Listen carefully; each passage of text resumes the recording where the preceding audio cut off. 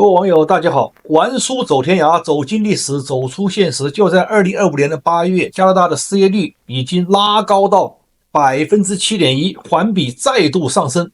放眼全国，纽芬兰与拉布拉多高达10.7%，亚伯达省也高达了8.4%，爱德华王子岛8.1%。与此同时，加拿大总共有310万名的持工签与留学签证的人群滞留在境内，比20年前暴涨了10几倍。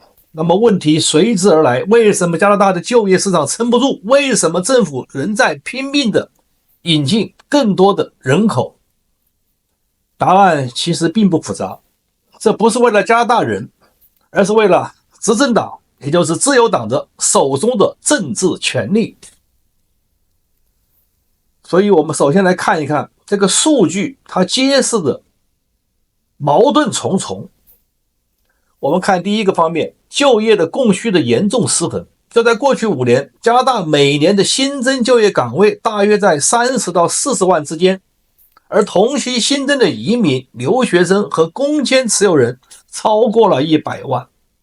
这意味着每新增一个岗位的背后都有2到3名候选人争抢。结果就是年轻人和新移民成了这个失业的一个受害者，对吧？岗位这么多嘛，大家都抢嘛，是不是啊？并且把那个每小时工资是越压越低，对吧？我们再来看看失业率的结构性特点。资源依赖地区像纽芬兰、亚伯达省可能是跟国际能源价格有关，但是更多的是大家是蜂拥往那边去，是吧？造成了这个虹吸现象。像人口这个聚集区安大略省、魁北克、BC， 那么由于劳工市场挤入了服务业，挤占了蓝领的岗位，导致竞争恶化。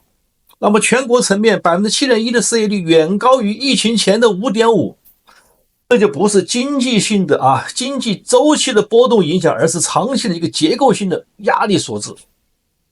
我们再来看一下谁来买单呢？加拿大的本地的年轻人学业完成后找不到工作，被迫接收这个低薪岗位。那么新移民和留学生呢，以为来到了机遇之国，结果陷入了高房价、低收入、无稳定工作的困境，所以回流越来越多那么纳税人呢，在就业不足和社会福利压力下，税收被消耗的越来越快。你没有钱进就花钱，那不快吗？我们再来看看自由党的它的政治逻辑自由党的移民政策它不是经济政策，而是政治策略，对吧？大家仔细想想看，自由党一再宣称加拿大需要移民来补充劳动力支撑什么养老社会，然而事实却揭穿了这一套说辞。我们用数据来说话，对吧？如果是真是为了经济增长，就不会在就业市场无法吸收的情况下还不断加码移民人数。如果真是为了保障社会福利，就不会放任留学生数量翻倍的增长，造成了教育资源与住房的这个危机。那么唯一合乎逻辑的解释就是，移民政策已经异化为自由党的选票工程。大家说是不是这道理啊？我的所有数据都打在这个屏幕后方，大家可以看到我们把加拿大自由党和美国民主党来个对比。在美国民主党长期推动更宽松的移民政策，希望借此来改变选民结构，让拉丁裔和新移民成为稳定的票商。那么加拿大自由党在做的几乎是同样的策略，坏就是坏的一样坏，是吧？新移民初来乍到，那最依赖就是政府补贴和社会福利，自然就倾向于支持福利派的政党。那么自由党不断释放多元文化欢迎新移民的政治口号美国 DI 是一样的把他们稳稳的绑定在自己的选票池中。有了选票池，就有了权力，对吧？所以加拿大的选举那么逐渐被操控在移民结构之中，而不是本地中产的真实的利益的诉求之上。美国好歹出来一个川普，让大家认识到了，对吧？我们再来看他目前全力于优先国民利益，对于自由党来讲啊，维持政权比解决就业、住房危机更加重要啊！独裁就这么来的吗？只要能保证移民啊持续流入，就能有稳定的新增选票来源。至于说本地年轻人找不到好工作啊，新移民生活艰难这些问题，不在自由党考虑的这个范围之内，对吧？我在今年的这个保守党的结婚上面看到当地的很多年轻人为了投保守党，但是也架不住那么多新移民呢，是吧？我们再来看看高失业率的一个深层结果，什么结果？第一个经济后果，大量人找不到工作，导致消费萎缩，反过来抑制经济的增长。那么政府呢，为了维持表面的社会稳定，不得不加大补贴，加大财政赤字，对吧？卡蒂上台之后，财政赤字有没有改善？一点没改善，并且还不断的扩大。再看看社会后果，新移民与本地居民的矛盾在加剧。本地人认为新移民抢走了这个工作，新移民呢感觉到被利用、被忽悠，对吧？社会的阶层分化更为严重，形成了所谓的精英阶层获益啊，底层互相厮杀的这种互相厮杀互害的局面。对吧？这么多偷的抢的，这么多凶案，是吧？多伦多到处都是。从长远看，这种移民换选票的模式，最终会导致政党的竞争完全失衡。如果自由党长期执政5年、10年、20年，反对派的声音就会被边缘化，加大的民主将失去真正的一个制衡。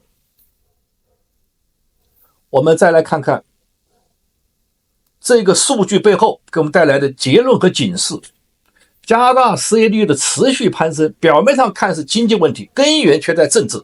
自由党把移民政策当成维持权力的工具，而不是解决国家发展的一个路径。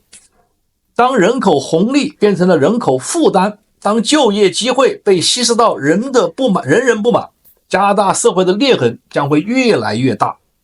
那么换句话说，今天的高失业不是偶然现象，而是长期移民政策的一个必然结果，对吗？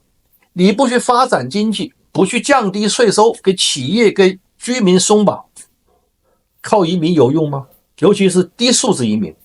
所以如果不改变思路，如果移民政策继续围绕政治票商而非经济承载力来制定，加拿大未来必将陷入长期的高失业、高税负、高矛盾的一个恶性循环，无法自拔。还书结论又来了，不是经济救不了加拿大，而是政客的权力算计正在毁掉加拿大。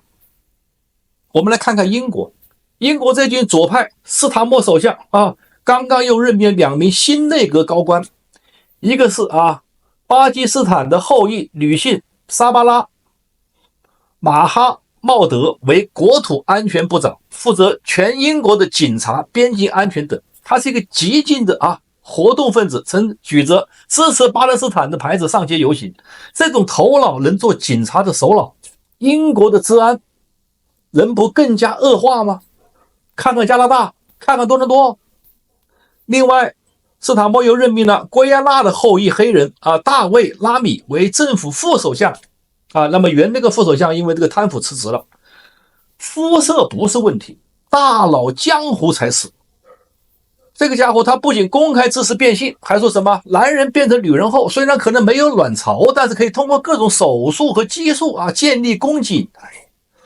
这种鼓吹变性的家伙做了副首相，哪天斯塔默出来点意外让他接班，那不把整个英国变成一个变态国家，大不列颠真是疯疯癫癫的走向没落英国这个母国就这样了，加拿大能好得了吗？加拿大也在步入其后尘，正在逐步落入深渊。英国这么美好的日不落帝国，现在正日落西山，不是吗？我们看看加拿大，现在我们就在我们周边身边发生的事，是吧？高失业率，这么差的治安状况，对吧？企业的负担这么重，这不是深渊是什么？还有希望吗？自由党不下台还有希望？没有一点希望，正在堕入深渊。所以王叔未来啊，会对北美观察的节目啊，当然讲美国，完了王叔多讲一讲加拿大，王叔已经不想讲了，好不好？已经看到这样的结果，看到这样的一个过程，也是我们也老百姓也是无力回天，是吧？治安状况一天比一天差啊，大家收入一天比一天少，社会一天比一天乱，还能有什么好结果呢？兄弟们，你们给王叔指条路吧。讲的不对的地方，请大家打在屏幕下方与王叔互动，谢谢大家。